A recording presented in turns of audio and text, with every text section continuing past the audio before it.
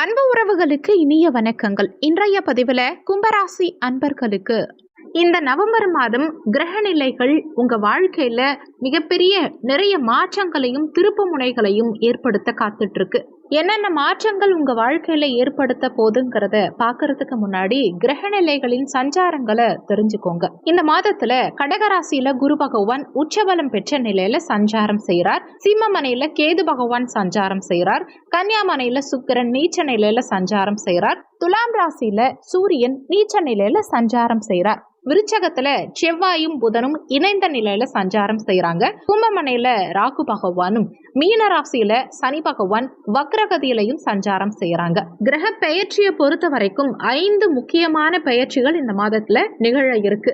November 11ஆம் தேதி அன்னைக்கு குரு பகவான் வக்ரகதியில சஞ்சாரம் செய்ய ஆரம்பிக்கிறார். நவம்பர் 16ஆம் தேதியிலிருந்து சுக்கிரன் நீச்ச நிலையிலிருந்து பெயர்ச்சியாகி, அதாவது கன்னியா ராசியிலிருந்து துலாம் ராசிக்கு பெயர்ச்சியாகி இங்க ஆட்சியாவார். அதே மாதிரி நவம்பர் 16ஆம் தேதியிலிருந்து சூரியன் விருச்சக ராசியில சஞ்சாரம் செய்ய போறார். நவம்பர் 9ஆம் தேதியிலிருந்து புதன் வக்ரமாக போறார். நவம்பர் 29ஆம் தேதி வக்ர நிவர்த்தி ஆயிடுவார். நவம்பர் 27ஆம் தேதி மாத பிற்பாதியில சனி பகவான் வக்ர நிவர்த்தியாரார். இந்த கிரக நிலைகளின் சஞ்சாரங்களும் மாற்றங்களும் உங்க வாழ்க்கையில ஏற்படுத்த போற தாக்கங்கள் என்னங்கிறத இப்ப பார்க்கலாம். வீடியோவை பார்க்கறதுக்கு முன்னாடி நீங்க நம்ம சேனலுக்கு புதிய வியூவரா இருந்தா சப்ஸ்கிரைப் பட்டனையும் பக்கத்துல இருக்க ஆல் நோட்டிபிகேஷன் பெல் பட்டனையும் பிரஸ் பண்ணிக்கோங்க. கும்பராசியை பொறுத்த வரைக்கும் அவிட்டம் 3, 4ஆம் பாதங்கள், சதயம் 1, 2, 3, 4ஆம் பாதங்கள், பூரட்டாதி 1, 2, 3ஆம் பாதத்தை உள்ளடக்கியது கும்பராசி. கும்பராசிக்கு அதிபதி சனி பகவான். கும்பராசி அன்பர்கள் இந்த காலகட்டத்தில் பொருளாதாரம், பணம் சம்பந்தப்பட்ட விஷயங்கள்ல கொஞ்சம் கூடுதல் அக்கறை எடுத்துக்கணும். பொருளாதார நெருக்கடி, பணம் சார்ந்த விஷயங்கள்ல ஏதாவது தடுமாற்றம் ஏற்படுறதுக்கு வாய்ப்புகள் உண்டு. பணம் கொடுக்கல் வாங்கல் சார்ந்த விஷயங்கள் எல்லாம் நிதானத்தோடையும் கவனத்தோடையும் இருக்கணும். ஒரு சிலருக்கு கடன் நெருக்கடி, கடன் சார்ந்த சிந்தனைகள் எல்லாம் வரலாம். எதுலையும் அகலக்கால் வச்சு மாட்டிக்க வேண்டாம். ஏற்கனவே கடன் வாங்கி இருந்தீங்கன்னா அதை கட்டி முடிக்கிறதுக்கு முயற்சி பண்ணீங்க. அதுக்கான சூழ்நிலைகளை இந்த கிரக அமைப்புகள் ஏற்படுத்தி கொடுக்கும். ஆனாலும் பிரஷரோடு கொடுக்கும், ஒரு மாதிரி நெருக்கடி தன்மையோட கொடுக்கும். பணம் சம்பந்தப்பட்ட விஷயம், கொடுக்கல் வாங்கல், கடன், இந்த மாதிரி விஷயங்கள் எல்லாம் அலர்ட்டா இருக்கணும் இந்த மாதத்துல. இந்த மாதத்தினுடைய முற்பாதி அந்த அளவுக்கு சிறப்பா இல்லை. ஏன்னா ஏற்கனவே அஷ்டமஸ்தானத்துல சுக்கிரன் நீச்சம், அவர் பாக்கியாதிபதி சுகஸ்தானாதிபதி. பாக்கியஸ்தானத்திலேயே களத்திர ஸ்தானாதிபதி சூரியனும் நீச்சம். இதுல செவ்வாய் மட்டும்தான் ஆட்சியா இருக்கார். 10ஆம் பாவாதிபதி 10லேயே ஆட்சியில இருக்கார். அது மட்டும்தான் பாசிட்டிவான அமைப்பு. மற்றபடி கிரகங்கள் நிறைய வீக்கா தான் இருக்கு. மாதத்தினுடைய முற்பாதி எதுக்குமே அந்த அளவுக்கு சிறப்பா இல்லை. திருமண முயற்சி, திருமண வாழ்க்கை, பிள்ளைகள் சார்ந்த விஷயம், நட்பு வட்டாரம் சார்ந்த விஷயம், காதல் உறவு சார்ந்த விஷயம், பொருளாதாரம் சார்ந்த விஷயம், தாய் தந்தை சார்ந்த விஷயம், இப்படி எல்லாமே கொஞ்சம் சுமாராக தான் இருக்கும் மாத முற்பாதியில். ஆனால் 16ஆம் தேதிக்கு பிறகு பாக்கியாதிபதி சுக்கிரன் பாக்கியஸ்தானத்தில் ஆட்சி பலம் நீச்ச நிலையிலிருந்து விலகிறார். சூரியனும் நீச்ச நிலையிலிருந்து விலகி 10ஆம் பாவகத்தில் இருக்கிறது நல்ல அமைப்பு. அதனால மாத பிற்பாதி சிறப்பாகவே இருக்கும். ஆனால் மாத முற்பாதியை பொறுத்த வரைக்கும் தாய் தந்தையுடைய உடல் ஆரோக்கியத்தில் கூடுதல் அக்கறை எடுத்துக்கணும். உங்களுக்கும் தாய் தந்தைக்கும் இடையே கருத்து வேறுபாடுகள், கருத்து முரண்கள் ஏற்படலாம். உறவினர்களோட ஒரு சிலருக்கு கருத்து வேறுபாடுகள் ஏற்படலாம். அல்லது ஒரு சிலர் தாய் தந்தையை விட்டு பிரிந்து வெளியூர், வெளிநாடு, வெளி மாநிலம் செல்லக்கூடிய சூழலை கொடுக்கும். அடுத்து குடும்பத்துல கொஞ்சம் பராமரிப்பு தேவை. உங்க முக்கிய மாற்றங்கள், முக்கிய முடிவுகள் எல்லாம் மாத முற்பாதியில தவிர்த்துக்கிறது நல்லது. முதல் 16 நாள் உங்களுக்கு எல்லா விஷயங்கள்லையுமே கொஞ்சம் வீக்கா தான் இருக்கு. நீங்க எந்த வயதினரா இருந்தாலும் சரி, எந்த ஃபீல்டில் இருக்கவங்களா இருந்தாலும் சரி, மாத முற்பாதி கொஞ்சம் சுமாராக தான் இருக்கும். ஆனால் 16ஆம் தேதிக்கு பிறகு எல்லாமே மொத்தமாக மாறும். ஏன்னா 11ஆம் தேதியிலிருந்து குரு வக்ரமாயிடுறார். சுக்கிரன், சூரியன், இந்த கிரகங்கள் எல்லாம் கூட உங்களுக்கு ரொம்ப சப்போர்ட்டிவா இருப்பாங்க. பொருளாதார நெருக்கடிகளை எல்லாம் சமாளிக்கிறதுக்கான பவரை கொடுக்கும். 16ஆம் தேதிக்கு மேல எல்லாத்தையுமே சமாளிச்சு நகர்த்துவீங்க. உடல் ஆரோக்கியத்துல இருந்த பிரச்சனைகள் குறையும். உங்க முயற்சிகளுக்கு உங்க உடல் ஆரோக்கியம் தடையா இருக்காது, சப்போர்ட்டிவாவே இருக்கும். 16ஆம் தேதிக்கு மேல தொழில் உத்தியோக ரீதியா வளர்ச்சியான சூழல் உண்டாகும். ஒரு சிலருக்கு தொழில் உத்தியோக ரீதியா மாற்றங்கள் இருக்கும். தொழில் உத்தியோகத்துல இருந்த சுமை, அழுத்தம், பிரஷர் இது எல்லாமே நீங்கும். நிறைய பேருக்கு 16ஆம் தேதிக்கு மேல சம்பள உயர்வு, பதவி உயர்வு, பதவி மாற்றம் இதெல்லாம் கூட கிடைக்கும். குரு பலன் வீக்கா இருக்கு. ஏன்னா 2ஆம் அதிபதி லாபாதிபதி குரு 6ல உச்சமாய் இருந்தாலுமே அவர் 11ஆம் தேதியிலிருந்து வக்ரமாறார். உச்ச கிரகம் வக்ரமானால் நீச்சனை போல் வேலை செய்யும். அந்த வகையில குரு பலன் இழக்கிறார். பதவி உயர்வு, சம்பள உயர்வு இதெல்லாம் ஒரு சிலருக்கு கிடைக்கிற மாதிரி விலகி கூட போகலாம். ஆனா தடை தாமதத்தோட நிச்சயமா கிடைக்கும். ஏதாவது வாய்ப்புகள் வருதுன்னா அதை சரியா பயன்படுத்திக்கோங்க. தொழில் உத்தியோகம் சார்ந்த வகையில இருந்த தொய்வு நிலை 16ஆம் தேதிக்கு மேல சரியாகும். பிரச்சனையெல்லாம் மெல்ல மெல்ல குறைய ஆரம்பிக்கும். லாபமே இல்லாத தொழில்ல கூட இப்ப லாபம் கிடைக்க ஆரம்பிக்கும். நினைக்கிற விஷயங்கள் நினைத்த மாதிரி நடக்கும். புதிய முயற்சிகள் வெற்றியை கொடுக்கும். 16ஆம் தேதிக்கு பிறகு இந்த பாசிட்டிவ் ரிசல்ட் எல்லாம் கிடைக்கும். புதுசா ஏதாவது மாற்றம் பண்ணணும்னு நினைக்கிறீங்க, புதுசா ஏதாவது முயற்சி பண்ணணும்னு நினைக்கிறீங்க, இல்ல ஒரு பிசினஸ் ஸ்டார்ட் பண்ணணும்னு நினைக்கிறீங்கன்னா கூட தாராளமா பண்ணலாம் 16ஆம் தேதிக்கு பிறகு. வக்ரமா இருக்கக்கூடிய குரு கடன் சார்ந்த சிந்தனைகளை கொடுப்பார். கடன் வாங்கி ஏதாவது இன்வெஸ்ட்மெண்ட் பண்ணணும், கடன் வாங்கி ஏதாவது மாற்றம் பண்ணணுங்கிற ஐடியாவை உங்க மனசுக்குள்ள கொடுக்கும். அதை முடிஞ்ச வரைக்கும் தவிர்த்துக்கோங்க. இஎம்ஐல ஏதாவது பொருள் வாங்கலாம், இந்த மாதிரி ஐடியாலாம் கூட கொடுக்கும். முடிஞ்ச வரைக்கும் இந்த மாதிரி சிந்தனைகள் வந்தால் அதை அப்படியே தவிர்த்துக்கிறது நல்லது.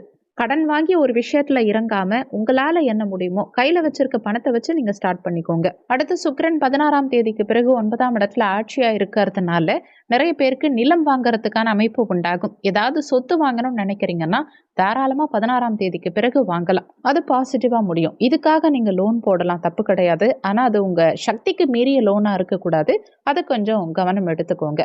மற்றபடி கடன் வாங்கி நிலம் வாங்குறது இல்ல high investment, long term investment ஏதாவது பண்றதுன்னா பண்ணலாம். அதுக்கெல்லாம் பாசிட்டிவா இருக்கு. ஆனா 16ஆம் தேதிக்கு மேல இருக்கணும். அளவுக்கு மீறிய கடனை தவிர்த்துக்கணும். அதே மாதிரி நீங்க வாங்கும் இடத்துல ஏதாவது வில்லங்கம் இருக்கா, பிரச்சனை இருக்காங்கிறத ஒரு முறைக்கு இருமுறை செக் பண்ணிக்க வேண்டியது அவசியம். அடுத்து 9ஆம் இடத்துல சுக்கிரன் ஆட்சியா இருக்கிறதுனால நிறைய பேர் தங்க அணிகலன்கள் வாங்கி சேர்ப்பீங்க. ஒரு சிலர் தங்க அணிகலன்களை அடகு வச்சிருக்கீங்கன்னா அதை மீட்டெடுப்பீங்க.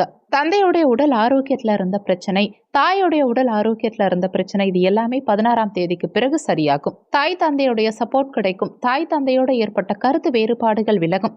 தாய் தந்தையால ஆதாயம் இருக்கும். அடுத்து இந்த மாதத்துல 10ஆம் இடம் ரொம்ப பலமா இருக்கு, 9ஆம் இடமும் பலமா இருக்கு. ஆட்சி பலம் பெற்ற நிலை 16ஆம் தேதிக்கு பிறகு. அதனால நிறைய தான தர்மங்கள் செய்யக்கூடிய வாய்ப்புகள் கிடைக்கும். நிறைய பேருக்கு தான தர்மம் செய்யணுங்கிற ஒரு சிந்தனை ஓட்டங்கள் அதிகரிக்கும். தான தர்மம் கிடைக்கிறதுக்கான வாய்ப்பு கிடைச்சா தாராளமா பண்ணுங்க. அது உங்களுக்கு கூடுதல் சுபத்துவமான வளர்ச்சியை கொடுக்கும். அதிகமா கோவில் குலங்களுக்கு போறது, தர்ம காரியங்கள் செய்யறது, சுப காரியங்கள் செய்யறது, குலதெய்வ வழிபாடு செய்யறது, ஆன்மீகம் சார்ந்த விஷயங்கள்ல ஈடுபடுறது, கோவில் திருப்பணிகள் செய்யறது, அதுக்கான வாய்ப்புகள் எல்லாம் 16ஆம் தேதிக்கு பிறகு பரிபூரணமா கிடைக்கும். நீண்ட காலமா ஆன்மீக பயணங்கள் ஏதாவது போகணும்னு ட்ரை பண்ணிட்டு இருக்கீங்கன்னா அதை இந்த காலகட்டத்துல தாராளமா போலாம். 16ஆம் தேதிக்கு பிறகு சுபத்துவமா இருக்கு. அடுத்து 1, 7ஆம் இடங்கள்ல ராகு கேது.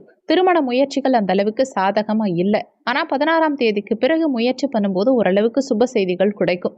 ஏன்னா கலத்தர காரகனான சுக்கிரன் பாக்கியஸ்தானத்துல ஆட்சி பலம் பெற்ற அமைப்புல இருக்கிறதுனால தடை தாமதங்களோட திருமண பாக்கியம் கைகூடி வரும். ஆனாலும் 1, 7 ராகு கேது இருக்கிறதுனால பொருத்தமில்லாத சில ஜாதகங்கள் வரத்துக்கு வாய்ப்புகள் உண்டு. அதனால ஜாதகத்தை நல்லா அனலைஸ் பண்ணிக்கோங்க, பொருத்தத்தையும் பார்த்துக்கோங்க.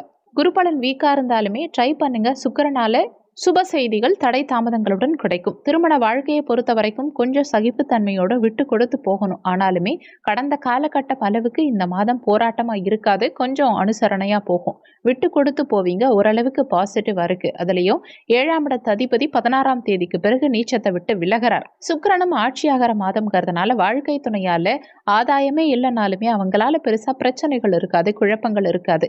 மன ரீதியா இருந்த தாக்கங்கள் எல்லாம் குறையும். வாழ்க்கை துணையோட ஏற்பட்ட கசப்பான நினைவுகள் எல்லாம் விலகி ஓரளவுக்கு இனிமை, வாழ்க்கை துணை சார்ந்த விஷயங்கள்ல மகிழ்ச்சி, ஆனந்தம் கிடைக்க ஆரம்பிக்கும். ஆனாலுமே 7ஆம் இடத்துல கேது இருக்காருங்கிறத மனசுல வச்சுக்கணும். கொஞ்சம் விட்டு கொடுத்து போக முயற்சி பண்ணணும். வாழ்க்கை துணையுடைய உடல் ஆரோக்கியம், மன ஆரோக்கியம் இதுலெல்லாம் கொஞ்சம் கேர் எடுத்துக்கிறது நல்லது. மேஜரா ட்ரபிள் இருக்காது, குறிப்பா 16ஆம் தேதிக்கு பிறகு. அடுத்து மாணவ மாணவிகளை பொறுத்த வரைக்கும் 16ஆம் தேதிக்கு மேல சூரியன் புதன் இணைவு, புதாதித்ய யோகம் எல்லாம் வருது. மாதம் முற்பகுதியில மாணவ மாணவிகளுக்கு படிப்பு சார்ந்த விஷயங்கள்ல தடுமாற்றம், ப்ரெஷரான அமைப்பு, சரியா ஃபோக்கஸ் பண்ண முடியல, கவனச்சிதறல் இருந்துகிட்டே இருக்குங்கிற மாதிரியான நிலை இருக்கும். ஒரு சிலருக்கு படிக்கிறது மறந்து போதுங்கிற கம்ப்ளைண்ட் கூட இருக்கும். ஆனா 16ஆம் தேதிக்கு பிறகு எல்லாமே சரியாயிடும். மாணவ மாணவிகளுக்கு கல்வியில 16ஆம் தேதிக்கு பிறகு நல்ல வளர்ச்சி மாற்றத்தை நிச்சயம் எதிர்பார்க்கலாம். படிப்புல இருக்கும் தொய்வு நிலை, தடுமாற்றம் எல்லாமே மாறும். அடுத்து காதல் உறவை திருமண உறவா மாத்துறதை பொறுத்த வரைக்கும் 5ஆம் அதிபதி 10ஆம் பாவகத்துல இருக்கார். 7ஆம் அதிபதியோட இணைந்திருக்கார். மாத பிற்பாதியில இந்த அமைப்பு இருக்கு. இது பரவாயில்ல, பேசி பார்க்கலாம். ஆனா 7ல கேது இருக்கிறதுனால ஒரு மாதிரி குழப்ப நிலையை கொடுக்கும். குடும்பத்துல உங்களுக்கான சப்போர்ட் கொஞ்சம் குறைவா தான் இருக்கும். எதிர்ப்பை தெரிவிப்பாங்க. ஆனாலும் ஒரு மாதிரி தடுமாற்றத்துக்கு பிறகு காதல் உறவு திருமண உறவா கன்வெர்ட் ஆகும். சப்போர்ட்டிவா திருமணத்துக்கான கிரீன் சிக்னல் கிடைக்கும். குடும்பத்தினுடைய எதிர்ப்புகள் இருக்கும். முழுமையான ஒரு ஒத்துழைப்பை நீங்க எதிர்பார்க்க முடியாது. இருந்தாலும் பேசி பார்க்கலாம். தடைகளுக்கு பின் சாதகமான சூழல் உண்டாகும். ஓவராலா இந்த நவம்பர் மாதத்தை பொறுத்த வரைக்கும் முதல் 16 நாட்களுக்கு மட்டும் எல்லாத்துலயும் கொஞ்சம் கவனமா இருந்துக்கோங்க. 16ஆம் தேதிக்கு பிறகு எல்லாமே சிறப்பா தான் இருக்கும். சொல்லியிருக்கக்கூடிய பலன்கள் கோச்சார பலன்கள். இது வெறும் 20% தான் ஒர்க் பண்ணும். மீதி 80% உங்க சுய ஜாதகத்துல, ஜனன கால ஜாதகத்துல உங்களுக்கு என்ன தசாபுத்தி நடக்குது, தசாநாதனும் புத்திநாதனும் எங்க சஞ்சாரம் செய்யறாங்க, என்ன மாதிரியான சாரம் வாங்கியிருக்காங்க, இந்த மாதிரி நிறைய விஷயங்களை பொறுத்து 80% உங்க வாழ்க்கையில எல்லாமே நடக்கும். அதனால வீடியோல சொல்லி இருக்கிறது அப்படியே என் வாழ்க்கையில நடக்கும்னு நினைச்சு எதுவும் பயப்பட வேண்டாம். ஜாதகம் பார்க்கறதா இருந்தா வீடியோல ஜாதகம் பார்க்கன்னு கொடுத்திருக்க நம்பருக்கு வாட்ஸ்அப் பண்ணுங்க. இந்த வீடியோல உங்களுக்கு ஏதாவது சந்தேகம் இருந்தா கீழே இருக்க கமெண்ட் செக்ஷன்ல சொல்லுங்க. நன்றி. மற்றும் ஒரு நல்ல பதிவோடு மீண்டும் உங்களை சந்திக்கிறோம்.